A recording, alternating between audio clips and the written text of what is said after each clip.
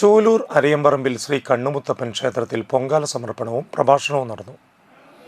ക്ഷേത്രത്തിലെ നടതുറപ്പിനോടനുബന്ധിച്ച് രാവിലെ നടതുറയ്ക്കൽ, വിശേഷാൽ പൂജകൾ, വൈകുന്നേരം ദീപാരാധന, പൊങ്കാലയിടൽ, പൊങ്കാല സമർപ്പണം, പ്രസാദ വിതരണം, തുടർന്ന് ക്ഷേത്രം തന്ത്രി ഡോക്ടർ കാര്യമാത്ര വിജയശാന്തിയുടെ കുടുംബധർമ്മം എന്ന വിഷയത്തിൽ പ്രഭാഷണം നടത്തി.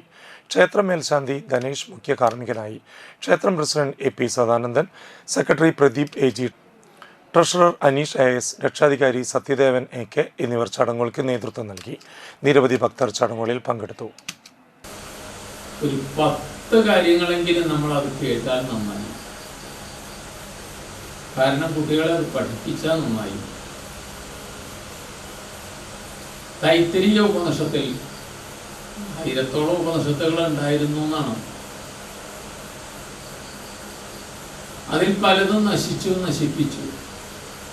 നളന്ദയിലെ ഗ്രന്ഥശാല അലാവുദ്ദീൻ ഖിൽജിയുടെ കാലത്ത് ഭാരതം ആക്രമിച്ച് ഗ്രന്ഥശാലയിൽ എന്നും ആരതി നടത്തും ഗ്രന്ഥങ്ങളെ.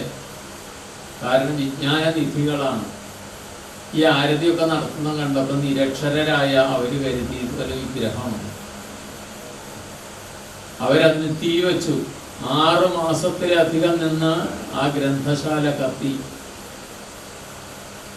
എന്ന് വെച്ചാൽ നമ്മുടെ വിജ്ഞാനം ഇങ്ങനെ കത്തി നശിച്ചു.